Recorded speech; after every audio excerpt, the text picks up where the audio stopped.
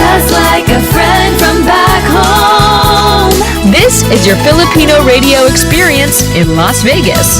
PHLV Radio. PHLV Radio.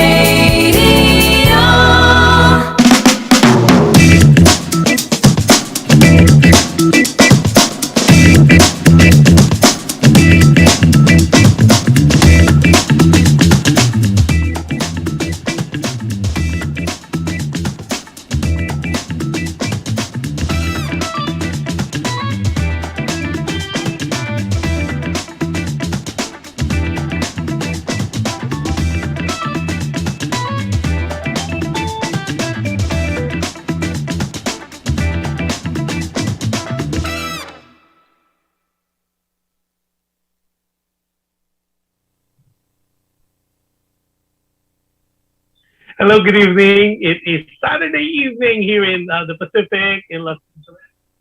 And it's May 28th and it's 10:04 p.m. Magandang gabi sa inyong lahat. If you are watching from the Philippines, it is Sunday at 1 p.m. So good afternoon. And people watching us from different parts of the world, good morning, good afternoon, and good evening. Hello world, basically. So before we start, live na live po ngayon kami ang PHLB Radio on Facebook page. Also live na live din po on the PHLB YouTube channel. So if you're not a subscriber yet, what are you waiting for? Subscribe na. So like, share, and subscribe. Also, we're live na live. Also, if you are, you have Alexa, all you have to do is say, Alexa, play PHLB Radio. And if you have Amazon Fire TV, just look for PHLB Radio channel. Then people who are watching or listening through audio streaming, live na live po kami on different podcasts, namely Apple Podcasts, Google Podcasts, iHeartRadio, and Spotify. And those people, like what I said, every show that they miss the show, or because for one reason or another they want to do a replay of the shows, of any of the of the PHLB radio shows, you could easily go back to our PHLB webpage, which is www.phlbradio.com or YouTube channel of PHLB Radio. That being said, magandang gabi sa inyong lahat, umaga, tanghali, at hapon. Yon. So, maganda po ang ating topic for today. It is, and I need your help, because medyo si Liking MC. Hello, Liking MC. Hopefully I did not kill your name. It's Lyking. So giving us a heart. So liking MC. Hello to you and happy viewing. So ang topic natin ngayon, before anything else, is hanggang kailan? Hanggang saan? And I'll be needing all the help kasi po Ate Jen is still not available because she's still attending to some of her personal projects. So mukhang I will be needing again your help to be able to give opinion and our advice to our letter sender, who happens and will keep the name of Luisa. Okay, ang name po niya. Ayan, Aseret, hello, kailangan kita today kasi maganda yung story natin galing sa ating itatago sa pangalang Luisa. Okay, medyo very interesting yung kanyang letter. So Aseret, I'm hoping that you would be able, together with other viewers and other listeners, to give your opinion and advice as well. Okay, before we start, again, congratulations to the new president of the Philippines na proclaim na po this week. He is none other than Bongbong Marcos, or better known as Ferdinand Bongbong Marcos Jr. And the Vice President-elect happens to be Inday Sara Duterte. Overwhelming po yung support. It was 31 million plus for Bongbong Marcos and 32 million plus naman po for Sara Duterte. So I know there's a lot of our viewers as well as our listeners who may be supporting other candidates. So my advice and my unsolicited opinion is we know we just need to move forward. And if you are not in support of the winners, respect the office. So it is important po that we need to remember we are one nation, one country, one culture. It is important na kung sino po yung hinalal, kung sino po yung nanalo, supportahan na lang po natin. So I know there's a lot of things going on na may mga magrarally and all that. Intayin muna natin, give naman a chance.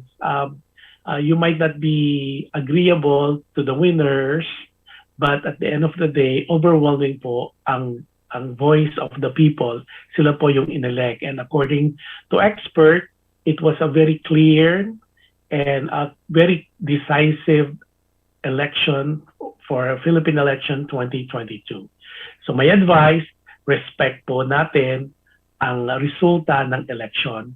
And we just need to support. If you don't support the person, support the office. Yun lang po.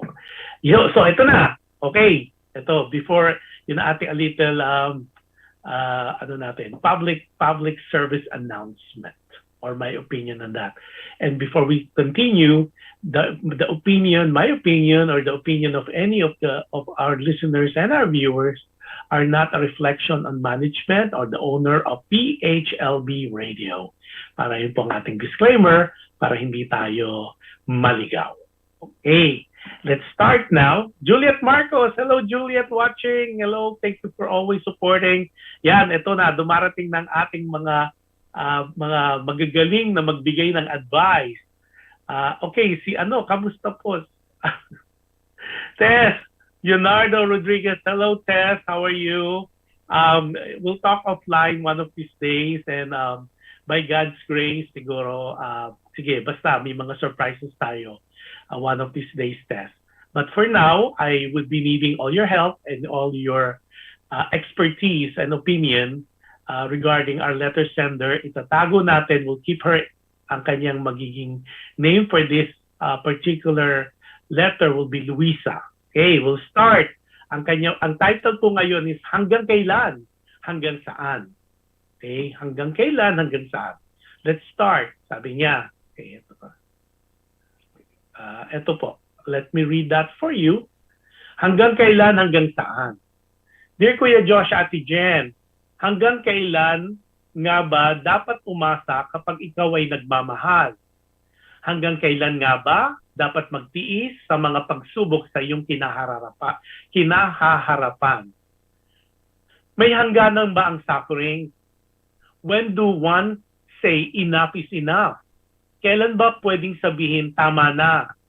Suko na ako, ayoko na. Ako si Luisa, 34 years old, dalagang ina.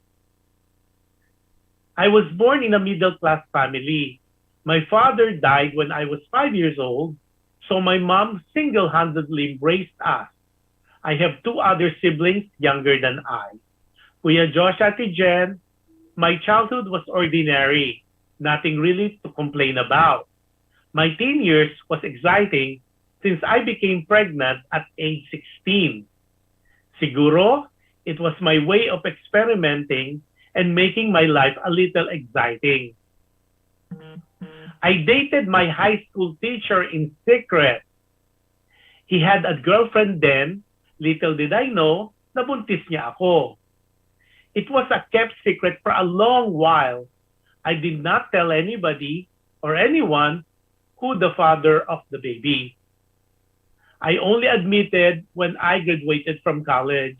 It was not easy.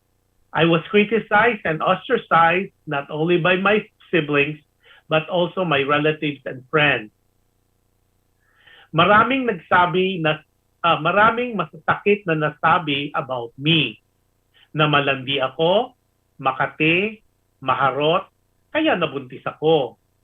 Lahat yun ay pinalampas ko dahil alam ko naman ang totoo. Nagmahal lang ako sa maling panahon. Kuya Josh, Ate Jen, hindi ako pinilit. Ako pa nga ang nang-akit kahit alam kong may girlfriend na siya at sobrang bata ko pa. Siguro nga masasabing kahit papano ay may kalandian ako. Lahat kaya kong tiisin, wag lang pagdating sa anak ko. Naawa ako sa anak ko dahil sa treatment nila sa kanya. He is being punished for what I did. Iba ang tingin nila sa kanya. Minsan, umuwi siyang umiiyak dahil sinabihan siyang anak sa paglalandi ko. Kuya Josh, Ate Jen, sobrang sakit para sa isang ina ang marinig ito, lalo na sa anak ko. Bakit siya pa ang ganyan? Bakit siya pa ang ginaganito nila? Bakit siya ang tilang pinarurusahan nila sa aking pagkakamali? Hindi ba sapat na namumuhay ako at ang aking anak na marangal? No one is perfect, di ba? I kept telling my son na he was not an accident. Kahit bata pa lang siya, I told him the truth para alam niya ang storya ko at ang storya niya. Lately ko lang hinanap at natagpuan ng ama niya. Ang sakit kasi ayaw ng ama niyang tanggapin na siya ang anak niya o tanggapin siya bilang anak niya. Kuya Josh, Ate Jen, gusto niyang ipa-DNA test ang anak ko bago niya i-accept na anak niya. Alam kong siya ang ama dahil siya ang nauna sa akin. Virgin ako noon at alam niya yon. May asawa na siya kasi at may 3 anak. Kuya Josh, Ate Jen, I'm not after his money or support. I just want my son to know him as his father. I want my son to know his beginning, his heritage. Kuya Josh, Ate Jen, ang sakit pag ang anak mo na ang nasasaktan. Alam kong malaki ang kasalanan ko sa mga nangyari. Ngunit, is it right na ang anak ko ang nagbabayad sa mga nagawa ko? Kasalanan ba ng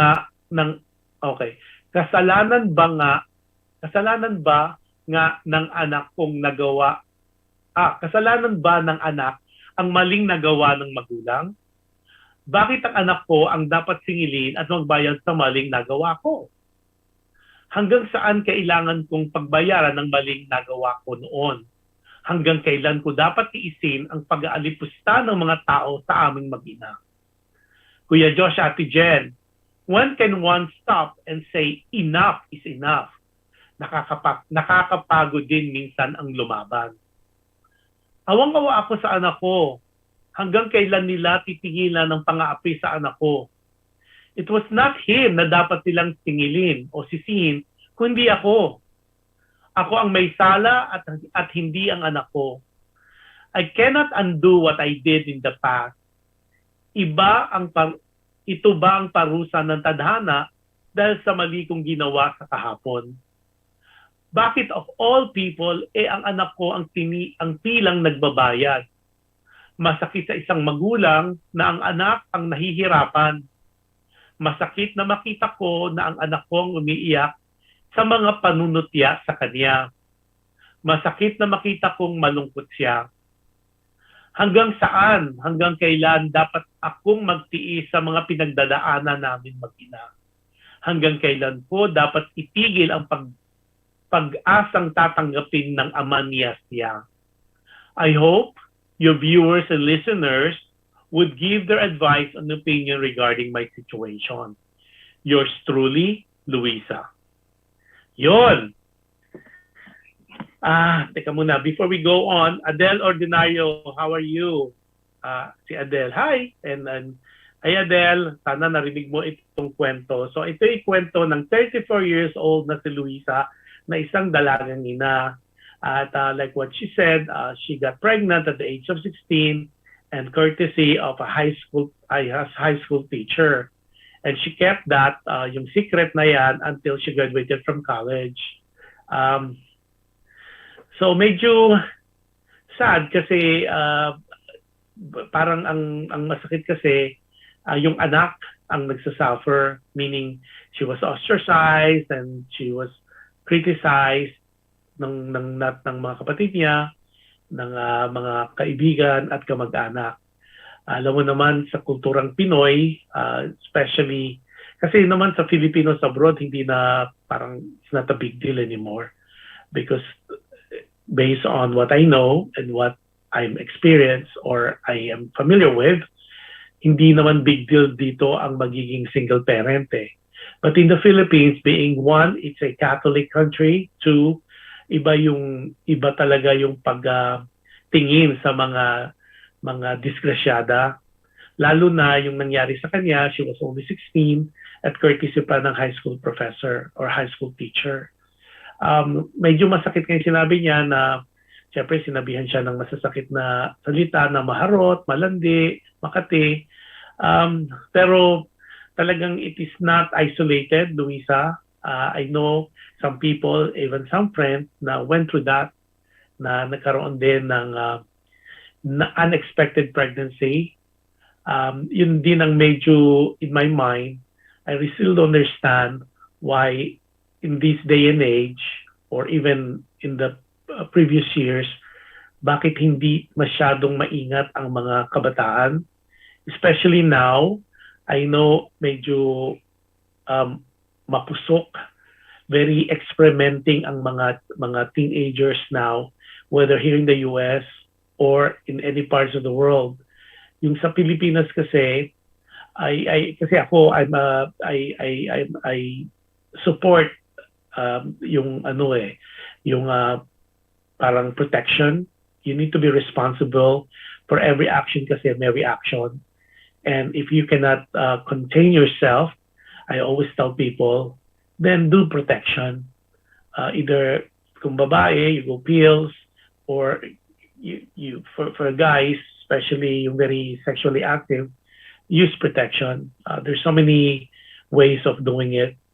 And it's not that part of the show that we're going to discuss that, maybe in another show. But in this particular thing, it could have been avoided. I would understand kasi 16 lang siya when she got pregnant. Pero Luisa, in a way, you said, inadmit naman, you're party to be blamed for that. So, yun nga lang, and I agree also, na masakit sa isang magulang, whether the father or especially the mother. Kasi di ba, na-discuss natin doon sa mga regular listeners natin na iba yung connection ng mother at saka ng child because of the umbilical cord at saka yung nanay ang nagdala sa'yo for 9 months. So, iba yung connection and I could understand the pain that the mother or Luisa is going through kapag yung medyo naiipit na yung anak.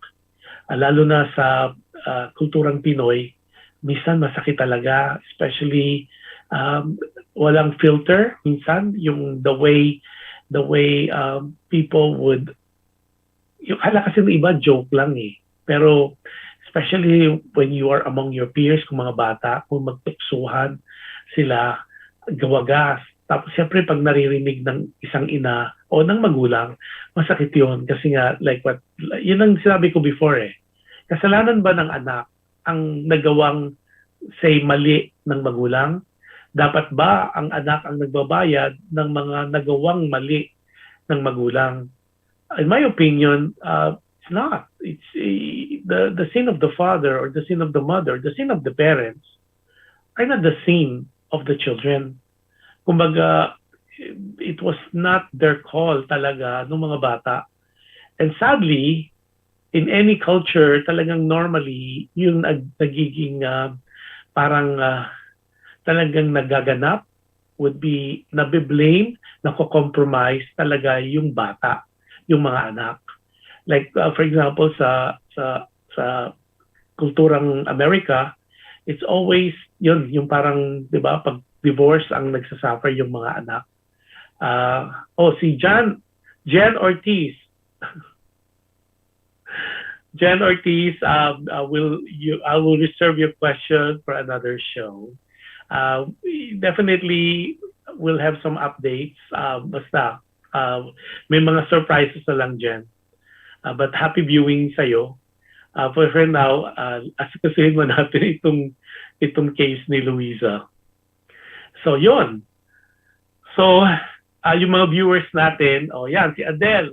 Bago ako mag-continue sa aking opinion on Luisa's case, si Adele may comment na, Aseret, I'm waiting for you as well. Sabi ni Adele, may mga tao talagang mapaghusga, reality-wise.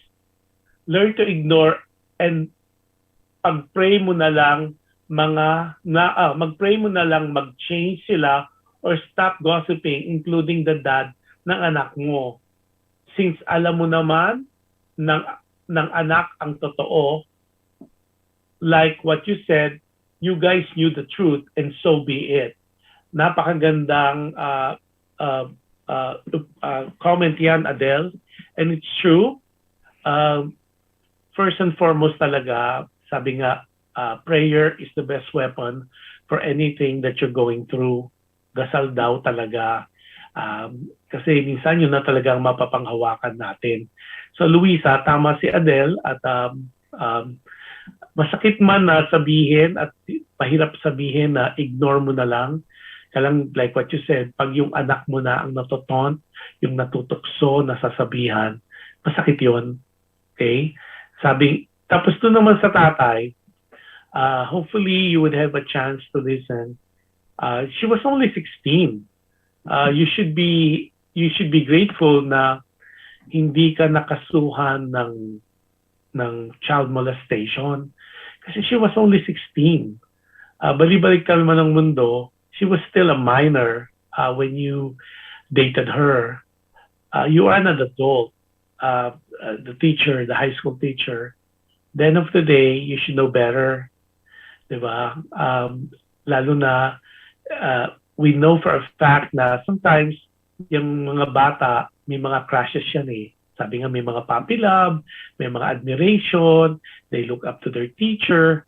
Wag naman, especially for us na medyo mature, when we encounter a situation like that, let's not take advantage of the situation.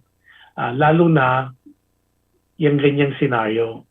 Lalo na there's a responsibility attached to kumigaw-in man kayo sexually. First and foremost, that should not have happened. Hindi dapat nangyari yan doon sa teacher at kay Luisa.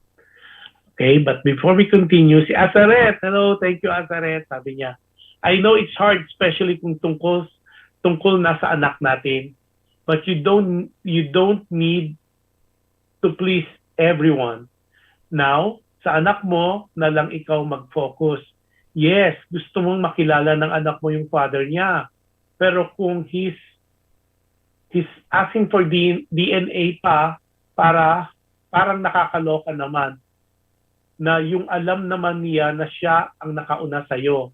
Hayaan mo na lang siya. Ang bata mo pa noon.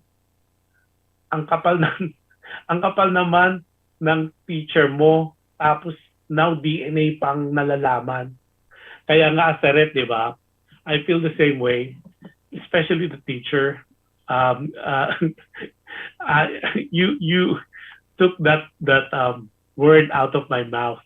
Na ang kapal, di ba? 16 years old at alam na alam natin yan na you know that she was still a virgin at the time.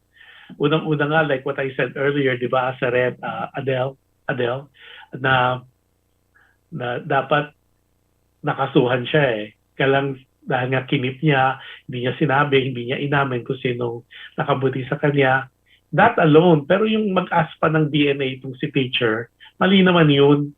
Parang, maybe, well, then again, we cannot judge him. Baka major na rin siya.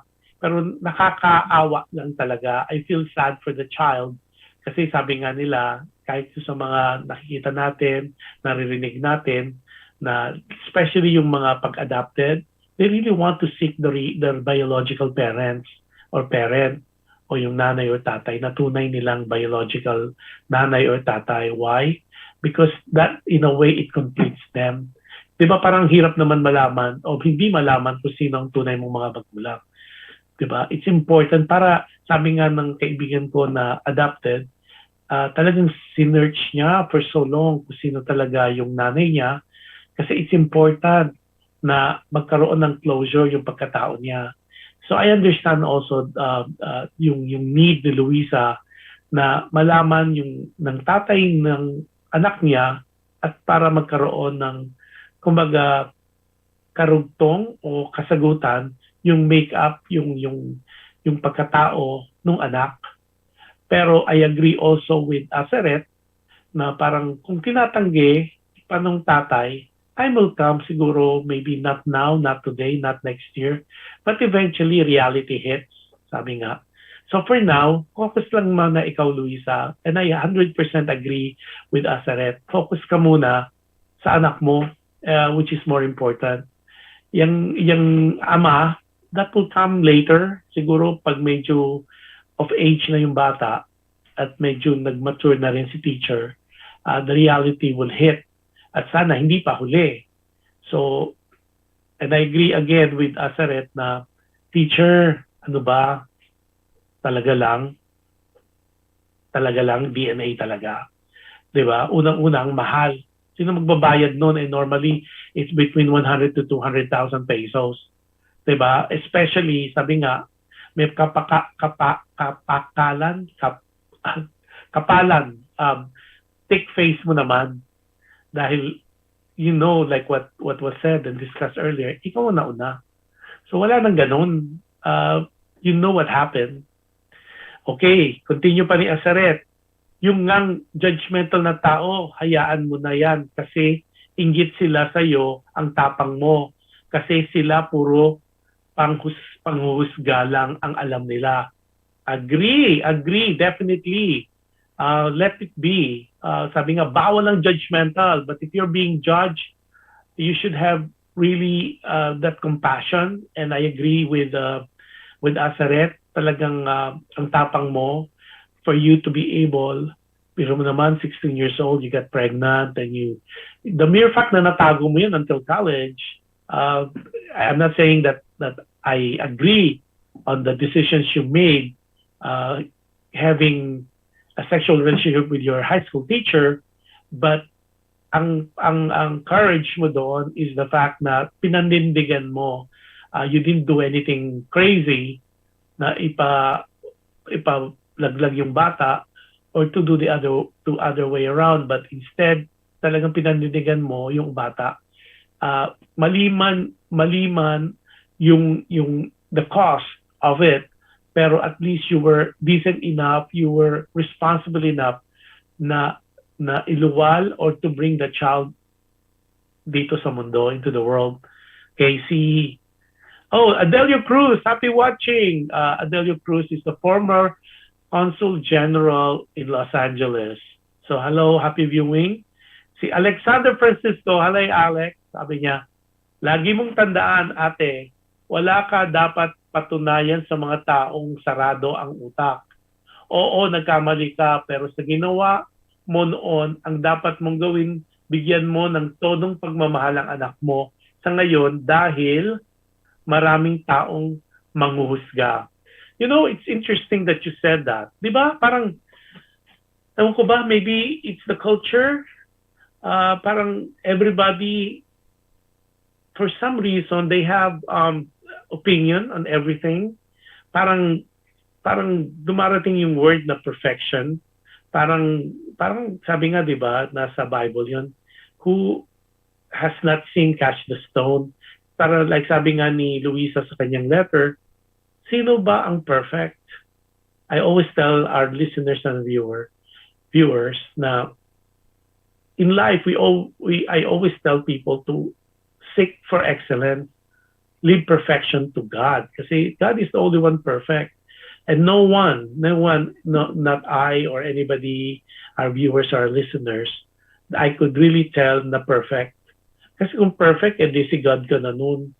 And I would really, in my heart, na know for a fact na wala isa sa atin ang magsasabi that wala tayong pagkakamali, wala tayong kasalanan, we have not sinned, or we have not done anything crazy, or we have not done any mistake in our lives, let alone any, I would say, craziness, stupidity, na maybe nagsisisi tayo, or we learn from it. Sabi nga, di ba? Sabi ni Conjen Adele Cruz, a pleasant good afternoon to all. Children are life's little angels. When born, we must love them unconditionally. So true. Sabi nga, totoong-totoo yan. Sabi nga, pag meron ako mga kaibigan or friends or even acquaintance na sabi they are expecting, sabi ko, congratulations for God's gift. Kasi talagang, sabi nga, God's way of blessing you, especially yung married couple, is through giving you the gift of creation, which happens to be birth. The birth of a child is a gift, sabi nga. It's a gift from above na pinagkakaubaya niya. The Lord God is giving you the blessing na pinapahiram niya sa iyo ang isa sa mga anak niya to nurture, to take care, and to love them unconditionally. So I agree definitely kay Conjen Adele Cruz. Si Juliet Marcos naman, sabi niya, sabi natin baka may na-miss tayo. Sabi ni Juliet, mahirap talagang sitwasyon ni girl, pero isipin mo lang, malaking blessing yan sa anak mo. Si Lord na lang ang bahala sa lalaking nakabuntis sa'yo. Yun nga tama rin yung sinabi ni Juliet, parang ine-echo rin niya in some way yung sabi ni Conjen Adele or ni Ambassador Adele na yung sa bata talaga, blessing talaga ang mga bata regardless of their size, look, at ito yung mga biyaya ng Panginoon. Tapos doon ito yung talaga very Filipino.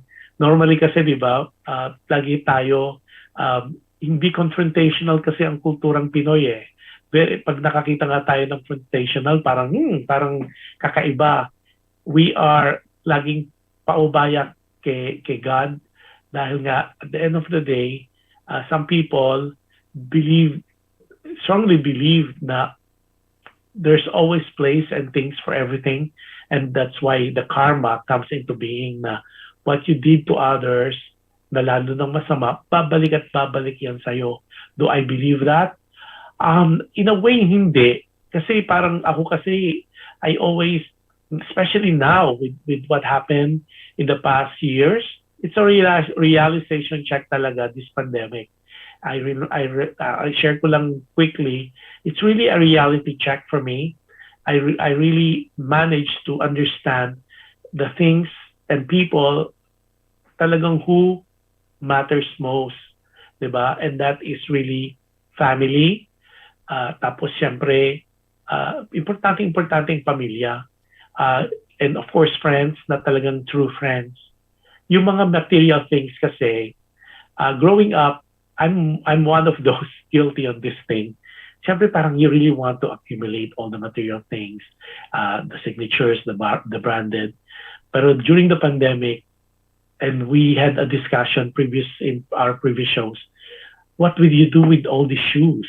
What will you do with all these bags, with all these watches, shirts, pants? Di mo naman masusuot because you cannot go out. Diba? Nawala siya ng value. Pero what I realized, and I know it's not only I, but a lot of you realize what is important during those times. And hopefully, madala natin now that the pandemic is in a way, on its way, hopefully by God's grace, on its way out, na the relationship is most important. Your relationship with your peers, your parents, your brothers, your sisters, your relationship to others, that is the most important thing, and that's what matters most. Yun ang natutunan ko sa pandemya. And hopefully, you have experienced the same way, at yung nakikita ko o naramdaman ko, na-experience ko, I always pray na sana yun din ang nakita nyo, na natutunan nyo among the many, many things that the pandemic taught us, siguro, yun ang little tidbits of wisdom that I could impart with you that I learned during the pandemic. Okay.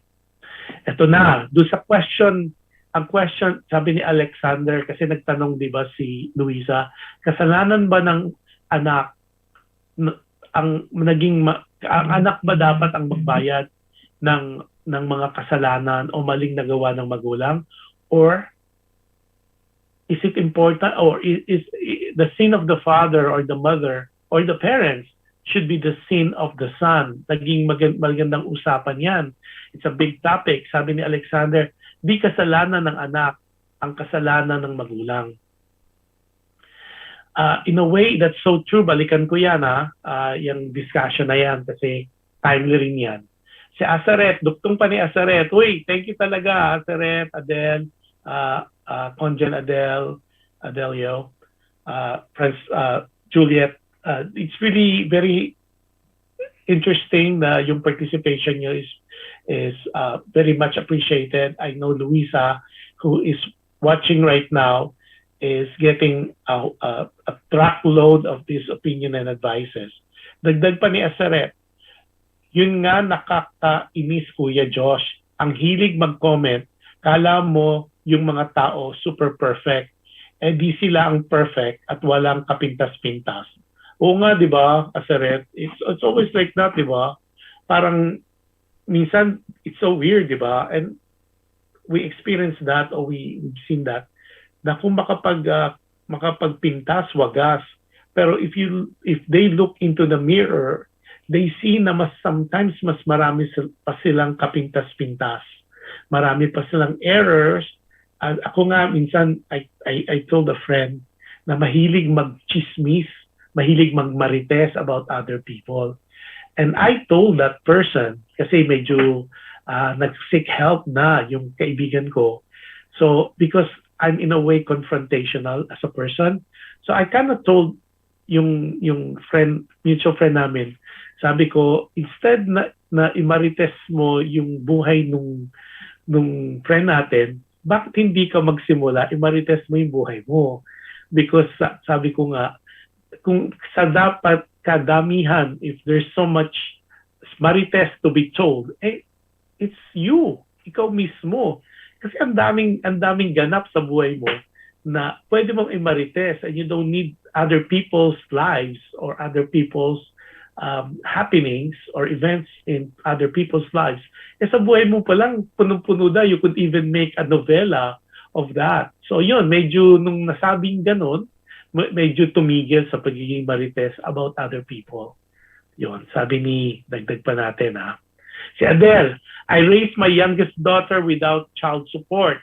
Pero nagpunta pa rin kami nang namatay ang ama ng anak ko sa church at sa funeral niya as respect kahit na our relationship was based on him na he lied about his marital status. Mag 20 years old na daughter ko next month and I'm proud raising her without her dad. She's in the Marines doing well. Wow. Adele, thank you for sharing that. I didn't know that. I knew about a little issue about the father, but I didn't know na I find it kahanga-hanga kasi especially sabi nga nila forgiveness is the ultimate way that you could show that it's the ultimate way of showing respect, especially in their dying days o pag wala na. Sabi nga, it's not easy to forgive, but that is to me the ultimate thing that a Christian or a Catholic or anybody would do to another person. Tapos I always believe then na di naman importante na humingi sila na yung tawad sa iyo eh. What is important is you have forgiven them. And I believe forgiveness daw, and this is my belief when you forgive, you are doing yourself a favor. You're freeing yourself from the negativity that is hurting you, hurting your soul, hurting your spirit.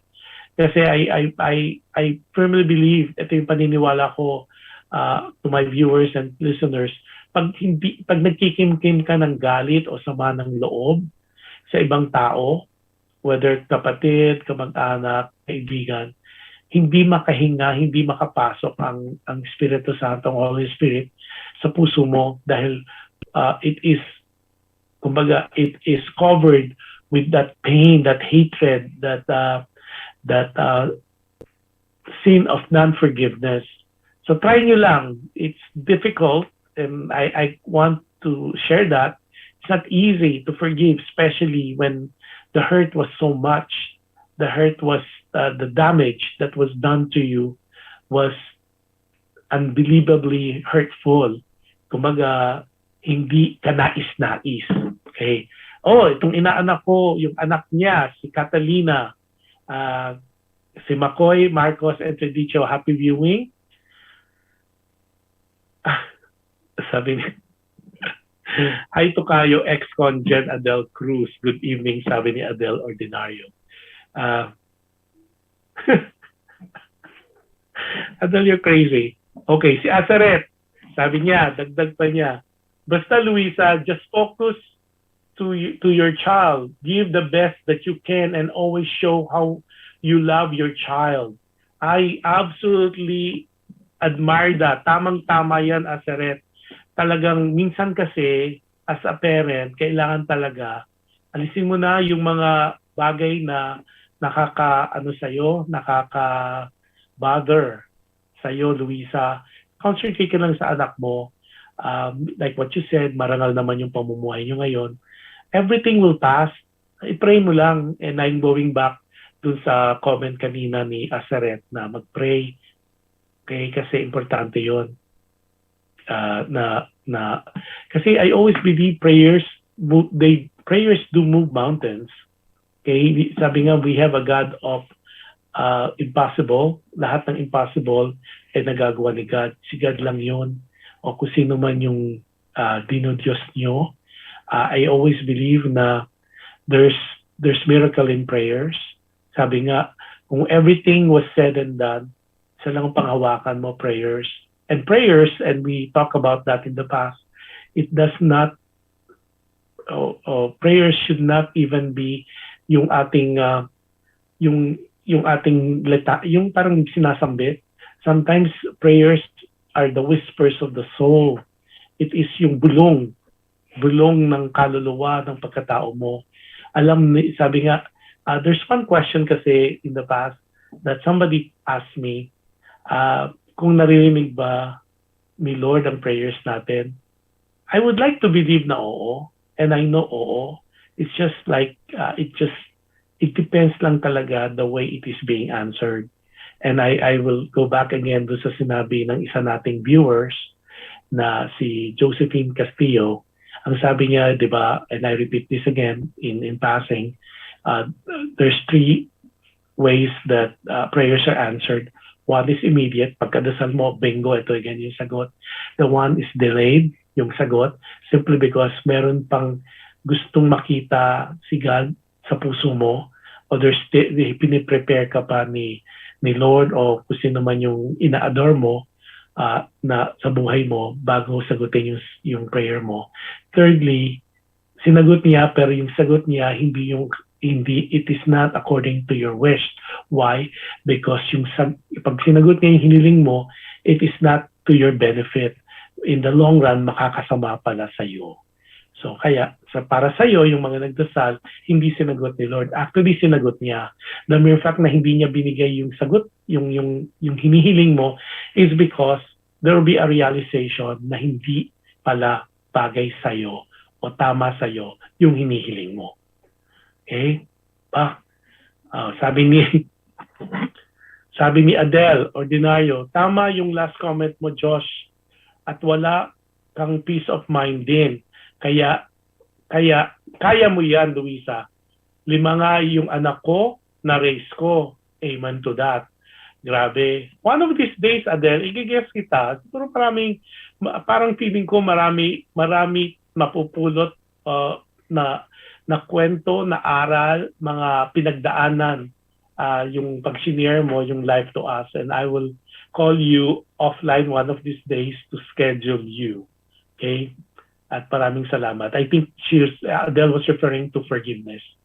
Si Azaret, sabi niya, uy Azaret, sabi niya, talking as a mom, mahirap mag-forgive, especially if you get hurt. But then, minsan, pag yung anak mo na ang may request, lulunukin mo ang pride mo. You will set aside yung pain mo, makita mo lang masaya yung anak mo.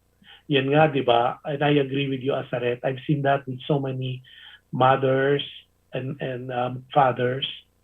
At na talagang, minsan talagang, ano talaga they would, like what you said, swallow their pride. Kahit ayaw nila, dahil for the kids, ultimate sacrifice talaga na maging magulang, na it is not easy, pero yun ang lagi sinasabi ko nga, yung mga anak, we need to appreciate our parents more. They're not perfect, so are we. We're not perfect as well. Sabi nga, may mga magulang na sa pananaw ng mga bata ay hindi yun ang inaasahan nila. We have expectations, but have you thought about it na meron ding expectation ng magulang sa iyo, sa atin? So what you need to do is just accept who they are as well as they accepted who we are. Tapos yun, kaya nga kailangan talaga with all the things or what we call mga things na nagawa sa atin ng magulang, we need to understand na maybe that's the best thing they know how. When they were caring for us, yun ang alam nila. In their mind, they're doing the best for you. And you as a child, as a son or a daughter, love them unconditionally as well. I think that's the biggest sacrifice as well. Parang kung ano man yung nagawa sa iyo, let it be, let it pass, at idasal mo na lang. Sabi nga ni Asaret, prayers lang talaga, tama ka Kuya Jush, pray lang. Tapos, sabi ni Adele naman, game. O yan Adele, sinabi mo game ha. So going back doon kay Asaret, yung kay Luisa, tama si Asaret, prayers lang talaga. Kaya nga 'di ba, naging very controversial yung balikan ko yung the sin of the father should be the sin of the son. Yun ang naging tanong, and that has been na parang maging contention ng latest election kasi if parang 'di ba nabe-blame yung mga nagawa nung tatay na senior, nabe-blame sa anak. Yun ang naging parang centerpiece ng mga pagtatalo. Now, without going into details about that, ang question kasi lagi is, yung kasalanan ba ng magulang ay dapat pinagbabayaran ng anak? Yung bang nagawang mali ng magulang ay dapat ba ang anak ang nagsasuffer? If you ask my opinion, hindi. It should not be that way. Walang kinalaman yung anak sa mga nagawa ng magulang. So hopefully, Luisa, i-follow mo o i-read mo uli yung mga advice ni Adele Ordinario, ni Asaret, ni Juliet, ni Alexander, ni Conjen Adelio. Sino pa ba yung mga nagbigay ng advice? Let's see, I'm going for backwards. At kung sino pa yung magpapadala when they watch the replay, what is most important now is concentrate ka yung lahat ng efforts mo doon sa anak mo. Doon sa ama, let it be for now. Sabi nga, I always believe na pagdating ng panahon, hahanapin rin ng anak yung ama, and likewise, hahanapin din ng ama yung anak. It's just a matter of time. And I'll also continue to pray. Sabi nga, if you're praying, pray harder. If you are holding close to Jesus or to the Lord, hug tighter. Diba? Sabi nga, yun. Tapos, si Carmi Santos Ong is watching as well. Hi, Carmi. Sabi ni Adele, tuktong pa niya, sayang lang mag-Bible study ka lagi kung wala kang natututunan at apply mo yung knowledge mo. O tama rin. Kasi dun sa Catholic or sa Christian world, yun ang laging ini-encourage. So, yun, and I agree with that. Kung meron kayong chance to join a group, Bible study, or any fellowship wherein you guys talk about the Word, I encourage you to do that. Kasi minsan maganda rin naririnig ang ibang opinion, ibang pinagdadaanan, mga journeys, because we should understand, all of us, we're going through different journeys in our lives. We're going to different decisions, crossroads. Sometimes it is important that we hear other people's opinion on the matter. Hindi man yun ang kanilang ifa-follow or yung ifa-follow natin, but sometimes magandang makarinig ng different opinion and different, I would say, a take on a situation. It is important also to know what other people's comment on what you're going through. But like what I've said in past shows, at the end of the day, all these are opinion or advice, but at the end of the day, it is you who need to make the decision. Ikaw pa rin ang dapat mag-decide because it is your life and we only have one life to live. Yun. Tapos, yung kay Luisa, I am not about to judge you kasi wala namang judgment here eh. Ang maganda kasi, one, you acknowledge the error that you made back in high school. Two, you realize that mistake and you are able to face that mistake and in a way correct it by one, giving birth and raising your child, your son. I understand your pain. Naintindihan ko yung hirap. Sinabi nga ni Asaret, masakit pag anak na ang na-involve. Sinabi rin ni Adele, sinabi rin ni Juliet. Iba kasi pag magulang, lalo na sa nanay. Sabi nga, masaktan na ikaw na magulang kesa yung anak mo. What more kapag feelings na yung damdamin. Sabi nga, mas masakit ang salita, ang panunutiya, ang mga harsh word. Kasi yun ang tumatatak, yun ang sumusugat, lumalatay, compared to, yung suntok, palo, pingot. Kasi yung mga physical na yun, that goes away eh. Pero yung salita, na masasakit na salita, it lingers on. Now, doon naman sa question na when is enough, alam mo, Luisa, there's no such thing kailan, hanggang kailan. Ang sinasabi ko kasi, not to be religious or spiritual, i-surrender mo.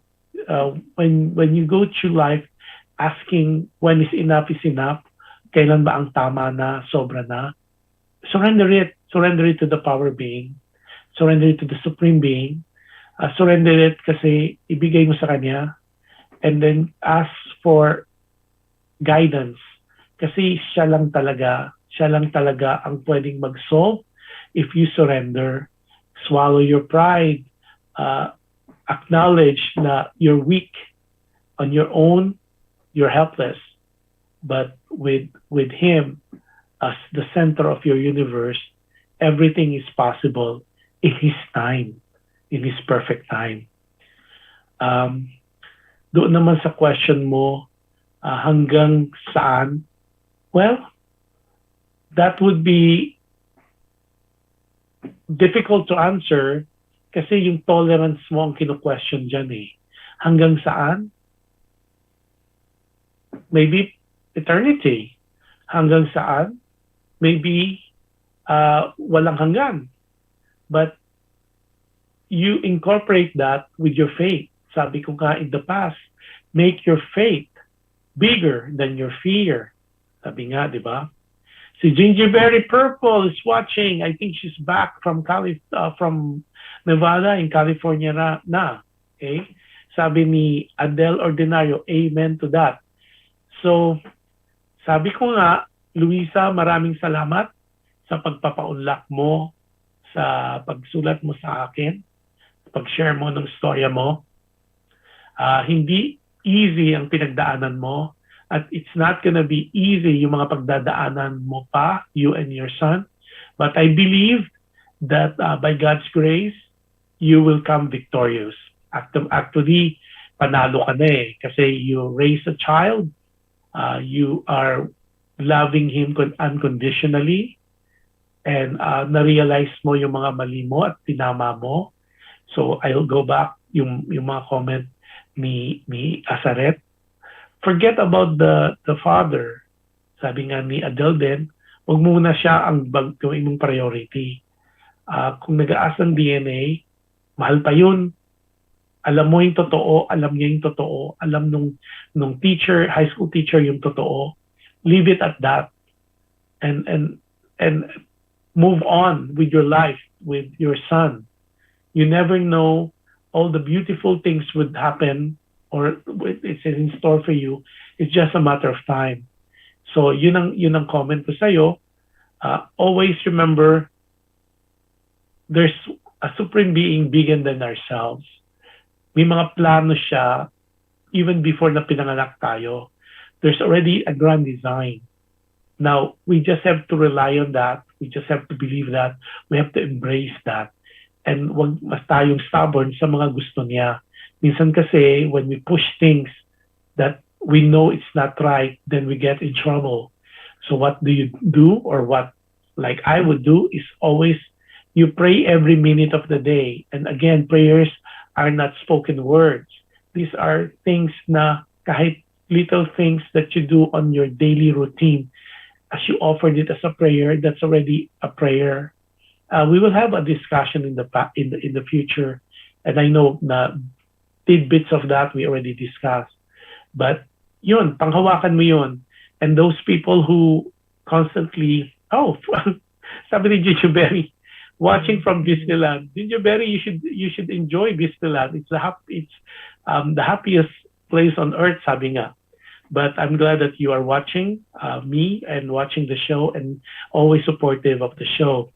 So before I end, maraming salamat sa continuous support nyo sa show at mga shows ng PHLV Radio. Maraming salamat for your participation, for your comments, from Alexander to Adele to Aseret, of course. Si Adele, na ang daming comments today at very active. Happy viewing to a lot of people. To Juliet as well, it's very active as well. Okay, si June V. Macalinaw is watching. Happy viewing, June V. I think this is Vilma and June. Happy viewing sa inyo. sabi ni Ginger Berry, thank you. I'm an avid fan. Maraming salamat. But more than anything else, Ginger Berry, one of these days, I would really like to hear some comments from you. Yung mga advices mo, I know you are full of wisdom na you could impart to our listeners, to our viewers. Sabi ni Adele, walang anuman, God bless us all. So before I close the show, magandang gabi sa inyong lahat, and those people watching us in different parts of the world. It's good morning, good afternoon, good evening. And like before I close any of the shows that I have, I always tell people, be nice. You can never go wrong with kindness. At kahit na mahirap, minsan talaga may mga pagsubok na it is so hard to be nice, but we need to constantly try. And any act of kindness and kabutihan na ginagawa natin sa iba, yun po ay babalik at babalik sa atin. Hindi man bukas, hindi man tomorrow, or the next day, or next month, but believe me, in His time, babalik at babalik yan sa'yo in so many ways, in so many forms. Yun po. So, sabi ni June V. Macalinaw, amen po talaga. Yes, so I wish everybody a wonderful week ahead. For those people watching us from the Philippines, whatever is left on the Sunday afternoon, I hope you well. I hope God bless us all. And for those naman po watching us in different parts of the world, magandang hapon sa inyong lahat, gabi, umaga, magandang araw sa inyo. At I wish you the best and God bless your week next week. For those people in the US, it's Memorial Day on Monday and it's a national holiday. So a lot of people are already texting me, no, marami raw sale, memorial sale, marami po. Pero what is most important is to reflect, kaya nga memorial, we reflect on the sacrifice that the people who gave their lives to make our life a little better. Whatever sacrifices we do, yun po, iisipin lang natin yung mga mahal natin sa buhay, mga kakilala, hindi kakilala, nagbuwis ng buhay para we will have a better life. Okay? Tapos, sabi ni Jun V. Makalinaw, salamat po at napakinggan ko kayo. Ingat po kayo in Godspeed and ingat po palagi. And you guys do the same. Magandang hapon. Happy weekend. God bless us all. And see you again next Friday for Alam Mo Ba with Josh Andowit. And it's at 12 noon in the Philippines and it's 9 p.m. in the Pacific and other parts of the world depending on the time zone that you're in. And of course, I'll see you again next Sunday. If you're in the Philippines, it's 1 p.m. for Dear Kuya Josh and Ate Jen. And it is 10 p.m. in the Pacific on the Saturday. So yun po, magandang hapon, good night, good morning, good evening. God bless us all. See you next week. Bye-bye po. Bye-bye.